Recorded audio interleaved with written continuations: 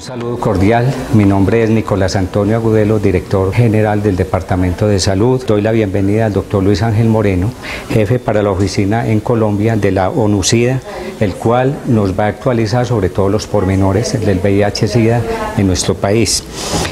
Agradecimiento muy especial a la ONU-SIDA por parte del Departamento de Salud, entidades de la red de prestadores de servicios de salud en todo el país, ONGs, entidades del sector público y privado.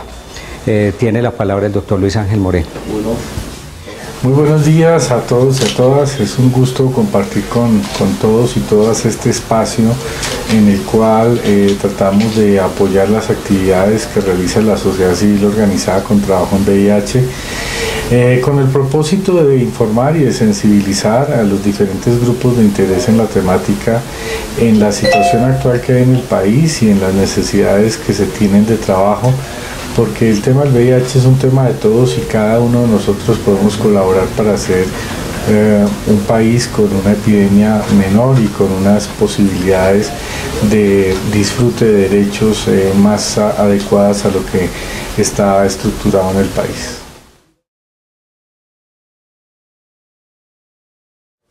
Colombia es un país que tiene una epidemia de tipo concentrada como la gran mayoría de países en la región. El número de casos acumulado llega a una cifra cercana a los 90.000, sin embargo, pues esta cifra no es la que actualmente se conoce en personas que están siendo atendidas por el sistema en razón a quienes han fallecido durante este lapso de epidemia. Tenemos una situación en la cual esta epidemia se ha concentrado principalmente en algunos departamentos y en algunas ciudades, por diferentes motivos. En principio, el tema del acceso al diagnóstico y a la atención. Hay otro factor muy importante y es el acceso a tratamiento antirretroviral, y en un tercer momento la situación de estigma y discriminación que nos afecta en el ejercicio de los derechos humanos, de los derechos sexuales y reproductivos. Colombia tiene anualmente un valor cercano a los 8.500 casos nuevos que se reportan en el país.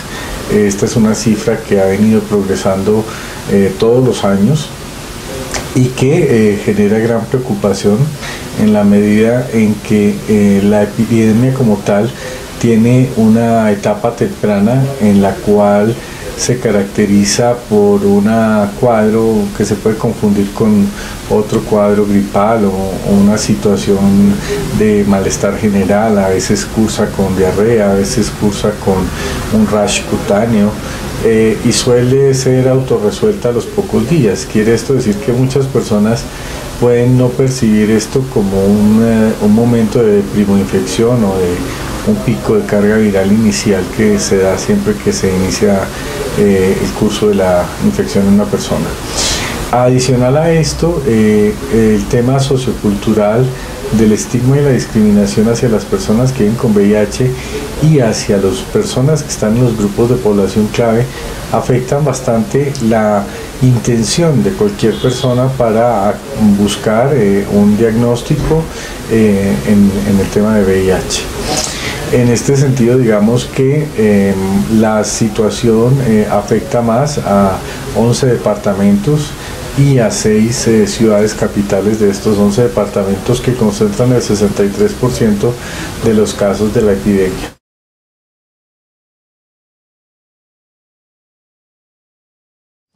Muy bien, si vemos ahora desde la perspectiva de los casos atendidos. Desde los casos atendidos a través de las bases de datos de la cuenta de alto costo, tenemos una información cercana a 45.000 personas que en este momento están siendo atendidas en el país dentro del sistema de aseguramiento de salud para el tema de VIH o SIDA. Con una cobertura de más o menos el 92% de la población colombiana, quiere decir que tenemos un 8% de población que está siendo atendida por las direcciones territoriales de salud directamente.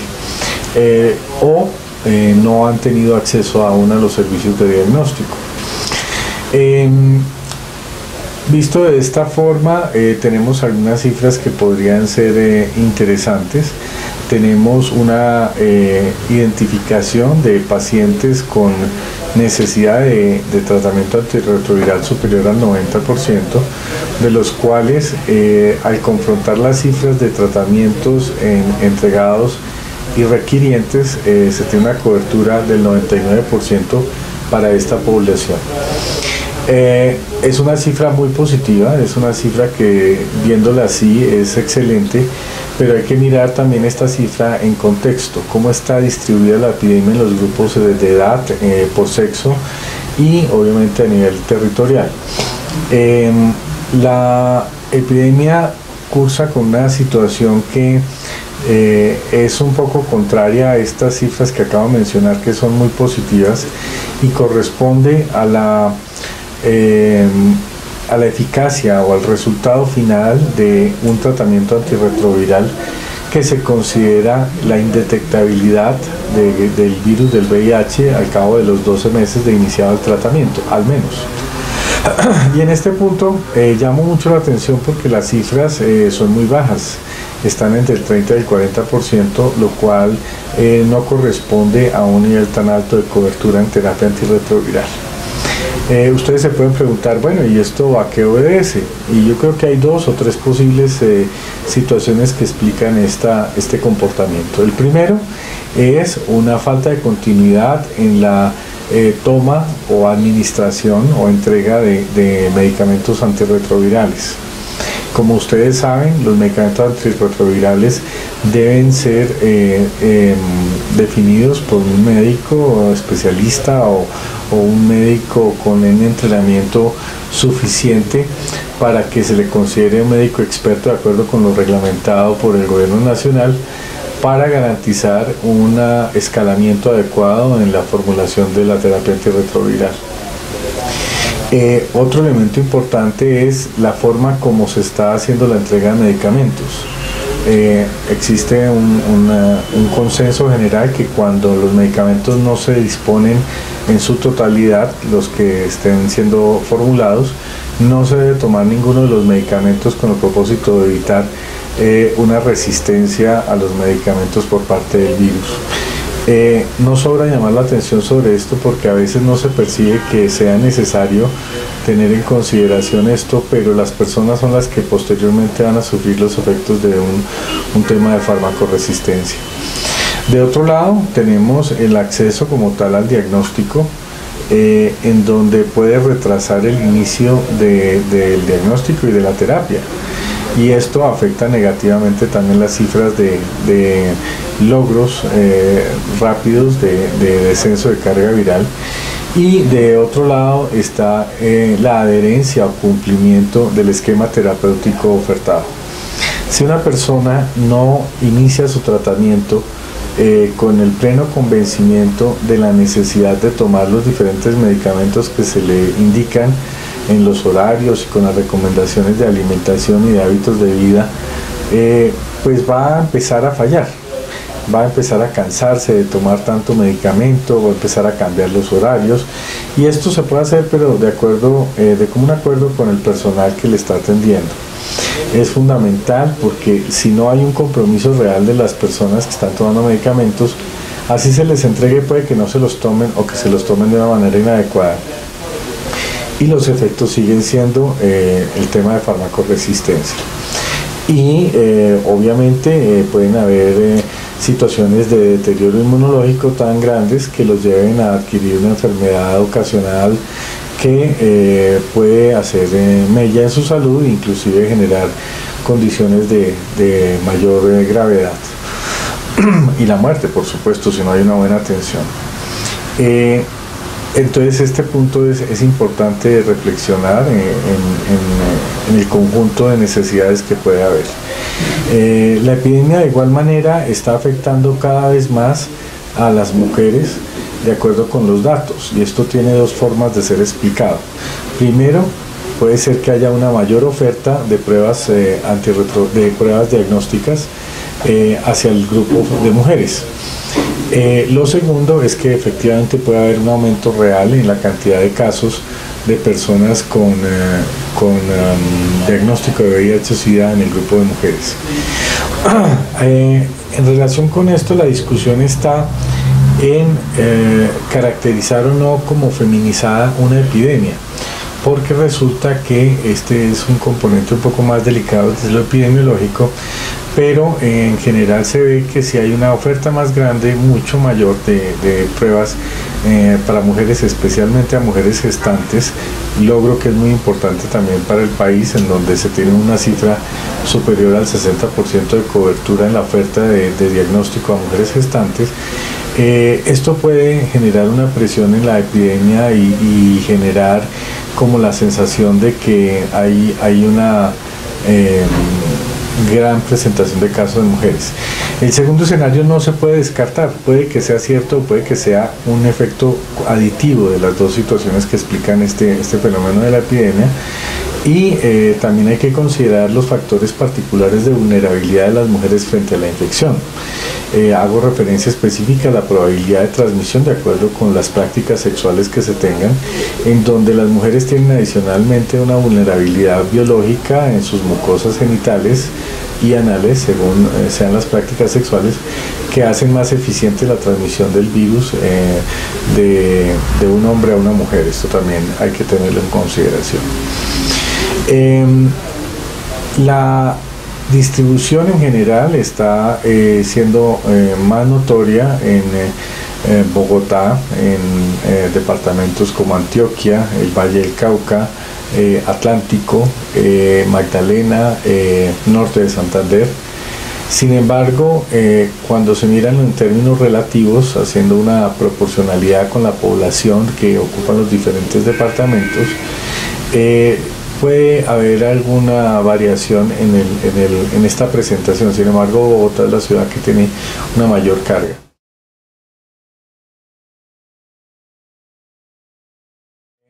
Si vemos desde el aspecto de mortalidad, la mortalidad es estable desde hace unos 8 o 9 años en el país, más o menos 2.700 casos anuales.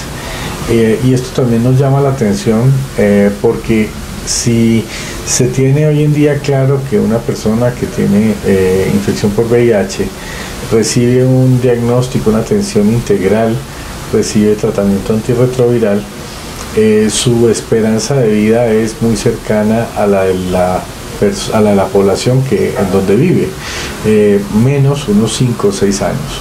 Quiere esto decir que debe hoy en día considerarse el VIH en Colombia como una enfermedad de tipo infecciosa de comportamiento crónico. Si las personas no toman los medicamentos o no tienen un diagnóstico temprano o no tienen adherencia a la toma de los medicamentos, se pueden generar farmacoresistencias que obliguen al cambio de la estrategia o del esquema terapéutico, y esto va disminuyendo, la expectativa de vida que pueda tener esta persona, y es una situación muy lamentable. Colombia debería tener una mortalidad menor, debería tener una mortalidad con una tendencia decreciente, sin embargo no lo hemos logrado. Y factores como los ya explicados y otros como la dificultad para garantizar una continuidad en la atención de los servicios podría ser también parte de esta explicación.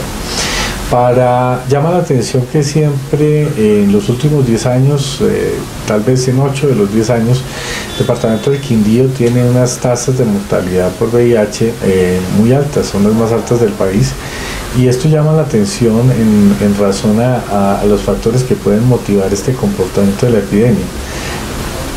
Hay que tener en cuenta que son poblaciones reducidas, pero independientemente de esto, la afectación existe, y valdría la pena hacer unos estudios locales de mayor profundidad para tratar de comprender este fenómeno.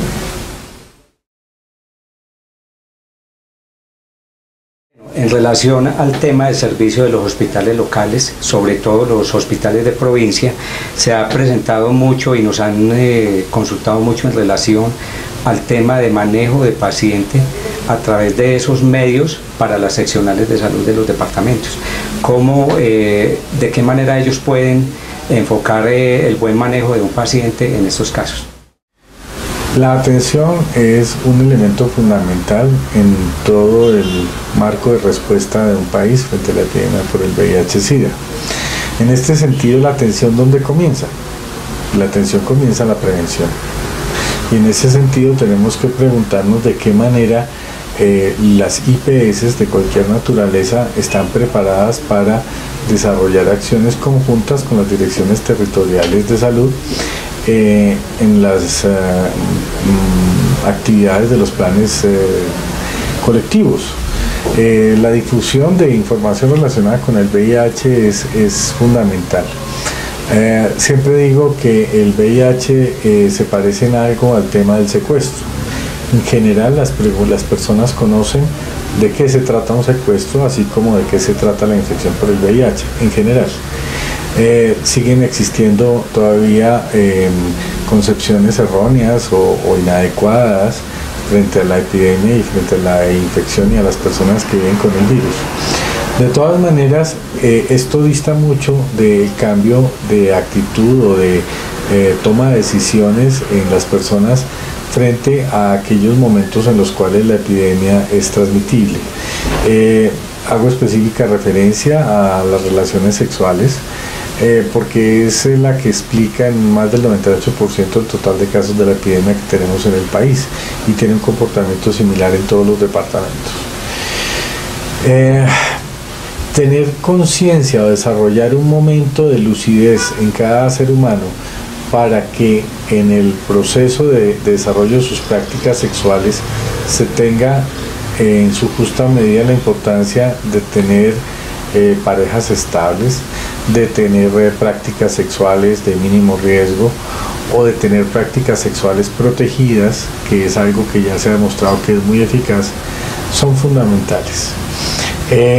Efectivamente no se puede condonizar la epidemia como en muchos escenarios se ha dicho, sin embargo tampoco se puede negar que el condón es un elemento de protección altamente eficaz. Y esto hace parte de la intimidad de las personas y de los derechos a ejercer su sexualidad, motivo por el cual es un tema sensible, es un tema delicado, pero sobre el cual de manera respetuosa y desde el enfoque de derechos humanos, sexuales y reproductivos se debe llamar la atención a toda la comunidad frente a la necesidad de revisar la forma como cada persona está realizando sus prácticas sexuales. La prevención debe comenzar desde la persona, pero las personas en general no tienen interés ni motivación suficiente para hablar de estos temas en los que dentro del marco del ejercicio de la sexualidad pues existen, pero no se habla mucho del tema de sexualidad todavía de manera abierta, aunque ha habido muchos progresos. Esto se inicia desde la familia, desde las casas y también desde las entidades educativas, quienes tienen la posibilidad de entregar información adecuada y oportuna a las personas desde sus inicios en la vida.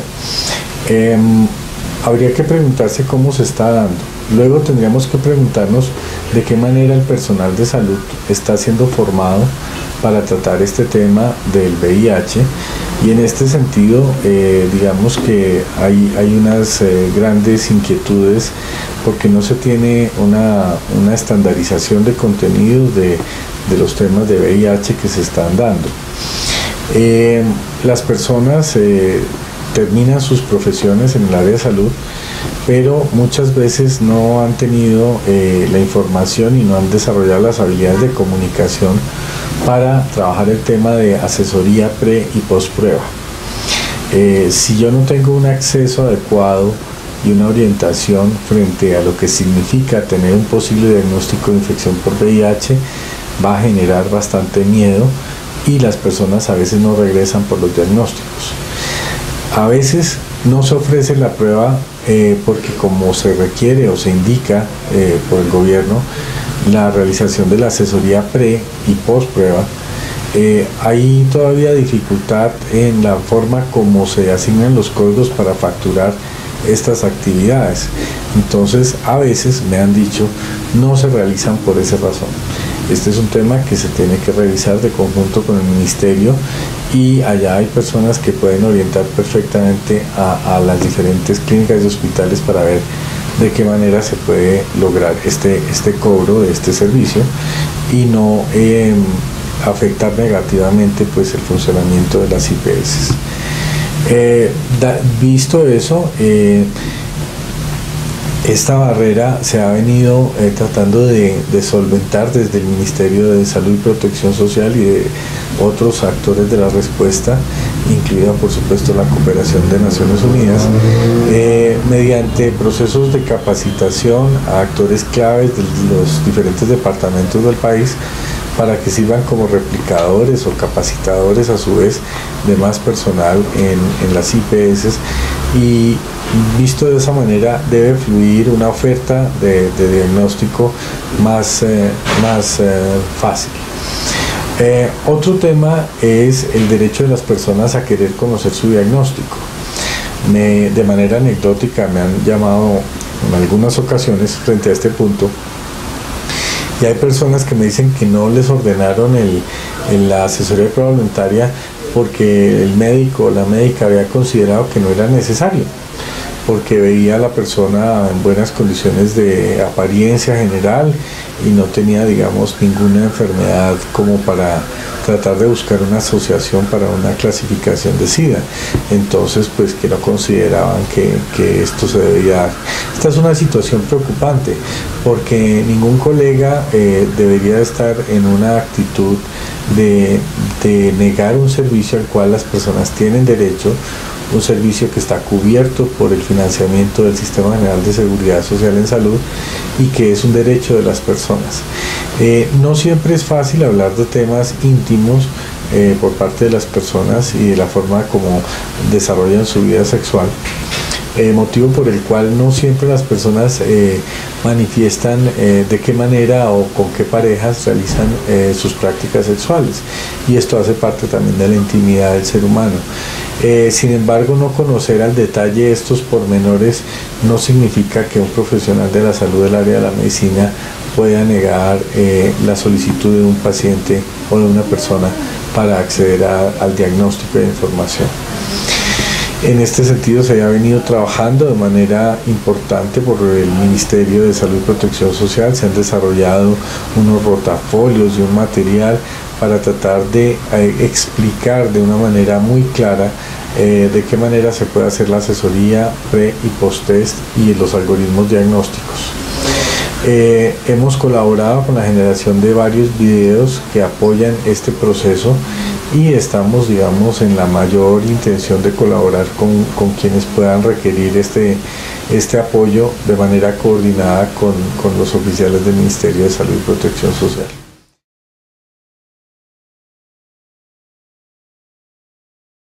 Otro tema importante de mencionar es el algoritmo diagnóstico. En general, para personas adultas se tiene el algoritmo de 2 ELISAs y una prueba confirmatoria, usualmente Western Blot. Sin embargo, en la última revisión de las guías se consideró que este algoritmo debe cambiar y debe ser simplificado a solo 2 pruebas.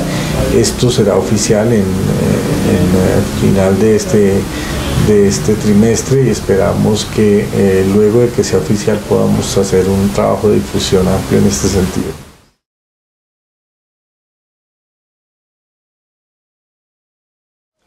Doctor Moreno, las Naciones Unidas han promulgado los derechos y deberes que tenemos todos los seres humanos en cuanto a igualdad.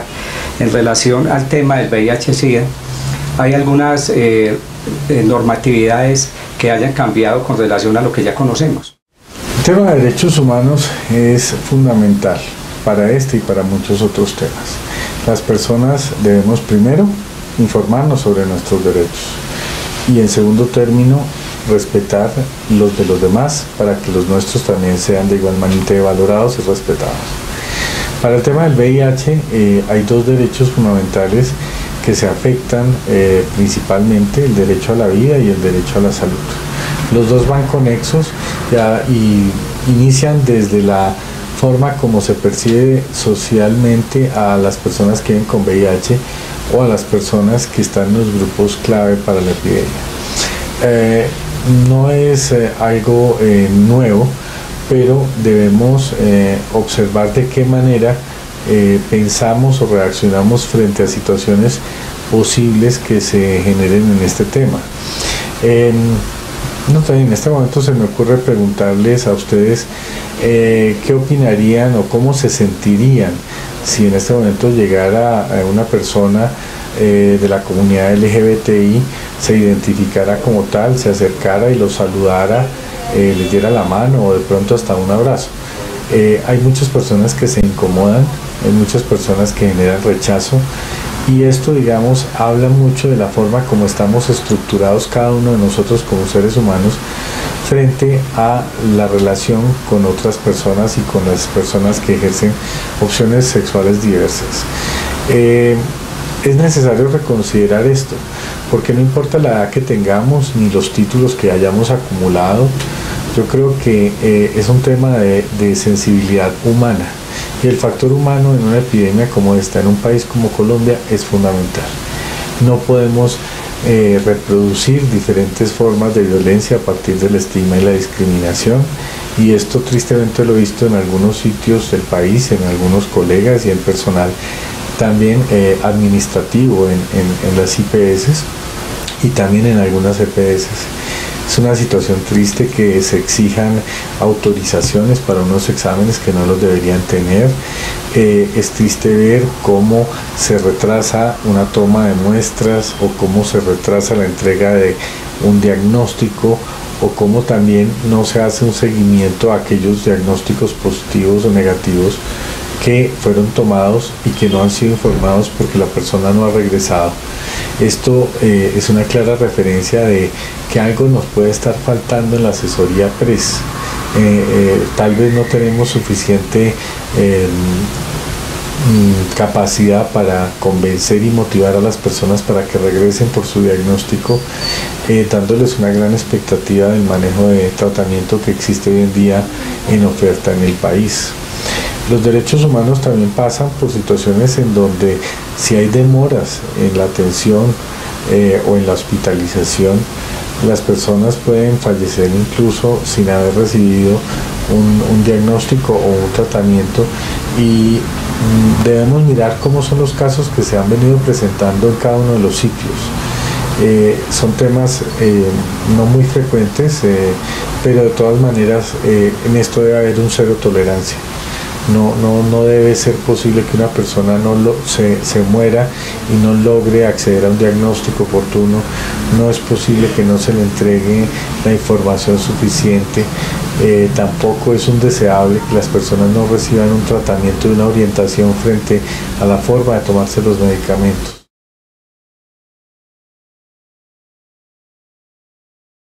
Retomando el símil entre el VIH y el secuestro, las personas solo son sensibles a un evento tan devastador para una persona en una familia como esto cuando algún familiar o su esposa, su hijo, su madre, su padre son secuestrados.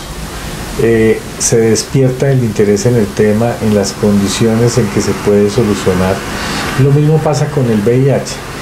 La gran diferencia es que un secuestro genera una respuesta de solidaridad, mientras que el VIH no. El VIH genera casi siempre un rechazo todavía, y las personas, inclusive de la misma familia biológica, tienden a separarse, a rechazar a las personas que vienen con este diagnóstico sin querer informarse ni saber nada al respecto. Esto también hace parte de la vulnerabilidad de derechos, y llamo la atención frente a este punto. Nosotros no podemos obligar a que se ciña el cumplimiento de derechos. Yo creo que la idea es más sensibilizar y generar conciencia cada uno de nosotros como seres humanos, y más o con mayor responsabilidad en las personas que trabajamos en las áreas de salud, porque tenemos el privilegio de haber tenido una formación en estas áreas y tenemos una responsabilidad social también frente a la difusión de esta información.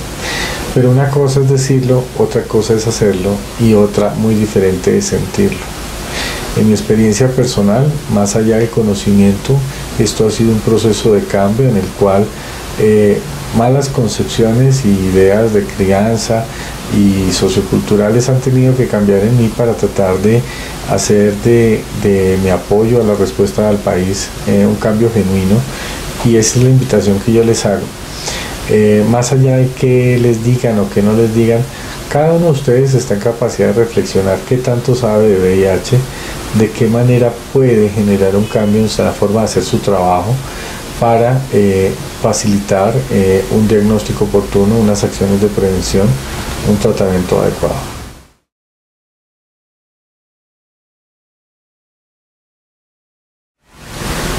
Doctor Moreno, nos encantaría conocer qué nuevos tratamientos, vacunas, retrovirales, cócteles y todo lo que actualmente la ciencia farmacéutica tiene a nuestro alcance para poder tratar los pacientes VIH.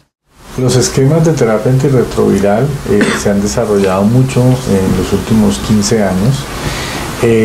Los medicamentos más recientes hacen referencia a mecanismos de bloqueo de fusión del virus con la membrana celular de los CD4. Y en ese sentido, Colombia es un país que dispone de casi la totalidad de medicamentos antirretrovirales disponibles en el mundo. Esto es un gran avance porque los dos que no están disponibles o la forma combinada de alguno de ellos que no está disponible aún, no afecta en mayor medida la disponibilidad para el 99% o más de las personas que toman medicamentos antirretrovirales. En cuanto a las vacunas, en la reciente reunión mundial que se dio en Australia, hubo un área dedicada a trabajar este tema y a presentar los avances. Se han dado muchísimos avances en biología molecular y en esto.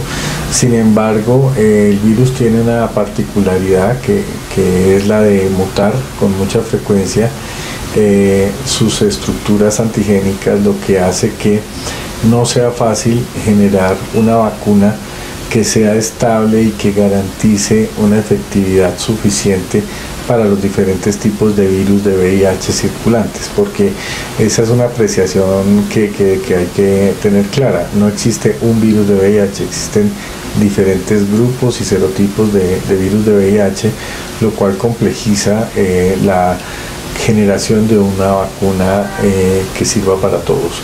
Se espera continuar en este avance y según los últimos comentarios de Australia, se espera que en los próximos 15 años hayan mejores noticias frente a este logro tecnológico.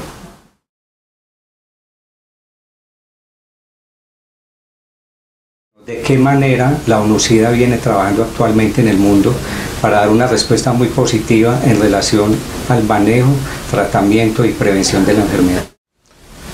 La visión compartida de ONUCIDA se denomina los 3 ceros. 0 nuevos casos de infección por VIH, que hace referencia a todo el tema de prevención. 0 muertes asociadas al SIDA, que hace referencia al diagnóstico y a la atención integral. Y 0 estigma y discriminación, que hace referencia a los derechos humanos sexuales y reproductivos. Esta visión compartida tiene varios objetivos, tiene 10 objetivos estratégicos definidos y acordados en el marco de la Asamblea General de Naciones Unidas, y cada uno está orientado a los temas críticos sobre los cuales necesitamos lograr avances para reducir el impacto de la epidemia en el mundo y llevarla a unas cifras de endemia y contenidas en cada uno de los países. Hoy en el mundo hay 30 países que se han definido como prioritarios en las intervenciones para VIH. En la región tenemos a Brasil y a Guatemala. Son países en los cuales por diferentes connotaciones la epidemia tiene una gran importancia y hay que tener un gran esfuerzo para apoyar la respuesta nacional en cada uno de ellos. De estos 3 ceros ya hemos hablado varias situaciones en referencia a prevención, en referencia al diagnóstico oportuno.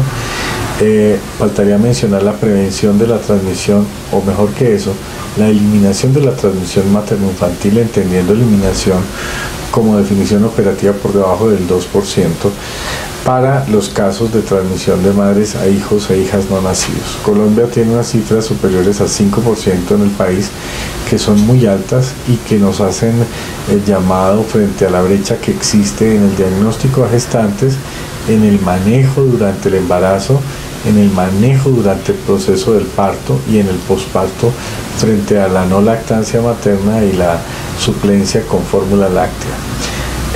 Todo esto puede disminuir a cifras por debajo del 0.2% la transmisión materno-infantil, pero debemos valorar de qué manera estamos llevando a cabo los protocolos de atención y de servicio para garantizar que esto sea lo que se ofrece adecuadamente. Hay casos muy tristes en los que me han llamado y me han dicho: mire, acá tenemos el kit, pero de pronto la persona que va a atender la cesárea no conoce su manejo y prefiere no utilizarlo. Entonces no hay administración de medicamento durante el proceso de la atención al parto, o a veces se prefiere no hacer una cesárea electiva con la técnica apropiada. Son situaciones que me han informado ocurren. Deberíamos preguntarnos cómo está esta situación o cómo se prevé, cómo se ha atendido en cada una de las IPS de las personas que nos pueden estar viendo. Lo otro es el tema de estigma y discriminación.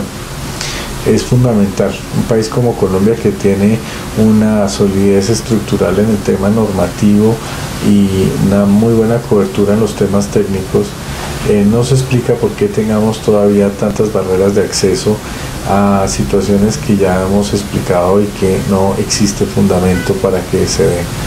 Este es un llamado para iniciar el tema de el trabajo de estigma y discriminación al interior de cada una de las entidades de atención en el país, y de todos los actores que estamos trabajando en esto. La palabra tiene fuerza y en este sentido debemos utilizar un lenguaje adecuado en respeto de derechos humanos, no estigmatizante.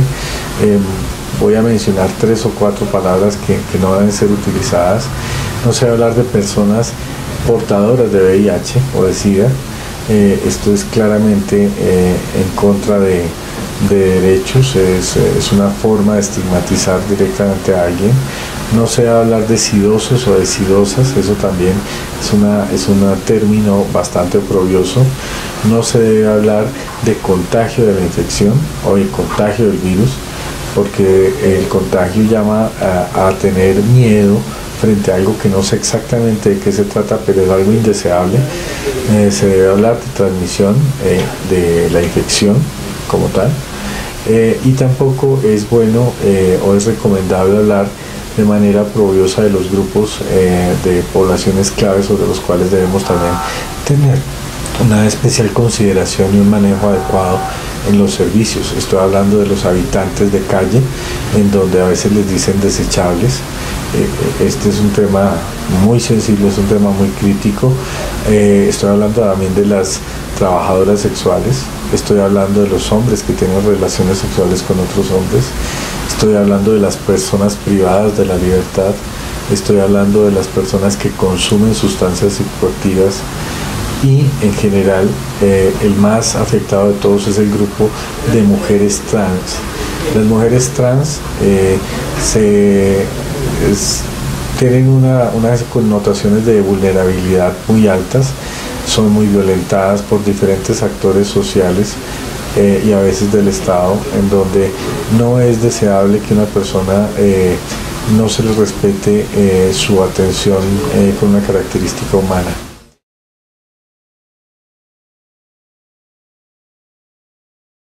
Doctor Moreno, ya para terminar, quisiéramos que nos contara si tiene alguna anécdota en relación al tema tan importante que hemos tratado el día de hoy durante el ejercicio que usted viene desarrollando. Gracias. Hay muchas anécdotas y muchas situaciones para comentar, desde unas francamente jocosas hasta otras realmente muy tristes. Puedo comentar que cuando estaba terminando mi formación como médico, estaba rotando en medicina interna y llegó una persona con SIDA, de la cual él traía su diagnóstico, venía de Estados Unidos y venía a ser atendido acá y a poder volver a ver a sus familiares cercanos. Le mandaban los medicamentos desde allá y fue muy curioso porque nadie quería atender a esta persona porque no se sabía qué era el SIDA y cómo era ese diagnóstico, y se rifaron quién era la persona que como estudiante iba a hacerle las evoluciones diarias y los cuidados. Y adivinen quién se ganó la rifa. A mí me decían el astronauta, porque me tocaba ponerme un vestido de bioseguridad blanco con una careta, polaina, botas, tenía fonendoscopio, tensiómetro, todos los aparatos médicos se los habían mandado aparte para que fuera una sala completamente aislada. Y yo recuerdo eso hoy con la tristeza de la ignorancia que teníamos en esa época, en donde ni siquiera se tenían pruebas para hacer un diagnóstico.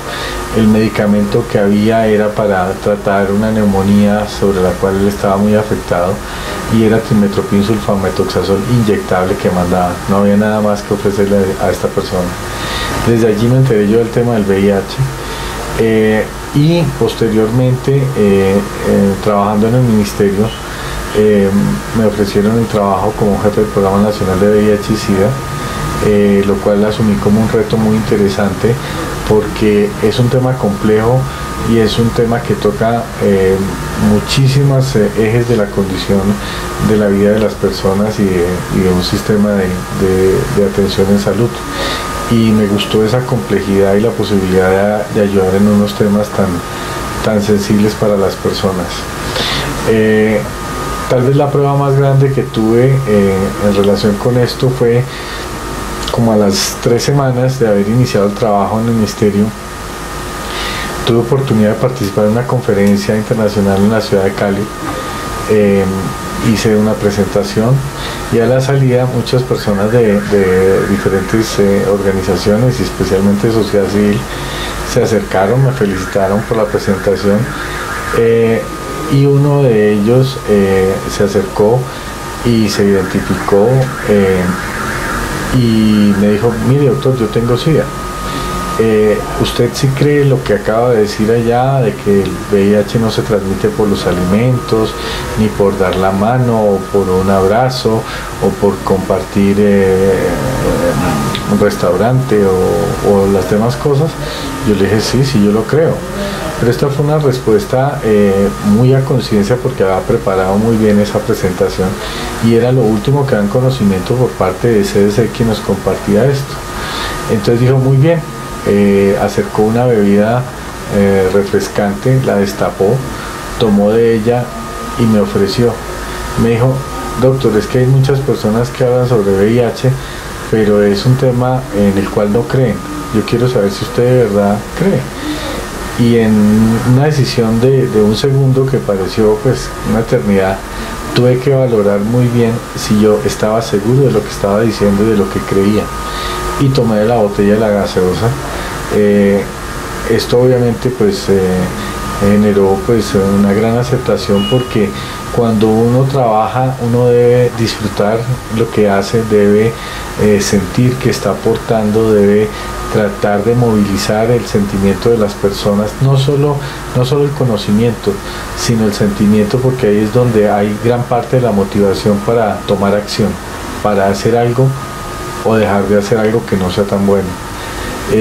Y estas son algunas anécdotas que podría compartir. Hace poco me vi con esta persona que me hizo ese reto de iniciación. Le guardo un profundo respeto, gran admiración, y es una persona que es muy valiosa en el trabajo que hace en la ciudad de Cali. Y le agradezco mucho, porque a partir de esto también he aprendido a querer mucho el tema y a valorar con mucho respeto a las diferentes personas que trabajamos para que Colombia sea un país mejor y tengamos una población sin nuevos casos de VIH, sin muertes asociadas a un diagnóstico tardío o a un mal tratamiento, y sin estigma y discriminación.